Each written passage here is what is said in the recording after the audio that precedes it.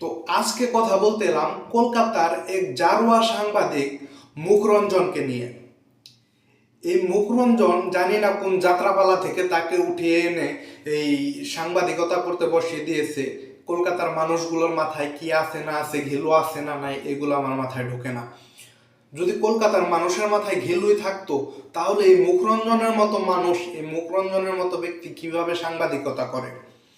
বাংলাদেশের একটা হকার যারা পাগলা মলম বিক্রি করে, চিপাই চাপাই চুলকায়, এইসব মলম বিক্রি করে, তারাও এই মুখরঞ্জনের থেকে অনেক ভালো বক্তৃতা দিতে পারে, কথা বলতে পারে।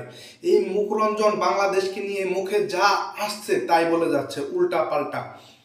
সে ডক্টর ইউনূস স্যারের মতো লোককে বলছে যে আপনাকে দিয়ে হচ্ছে না, ছেড়ে দেন।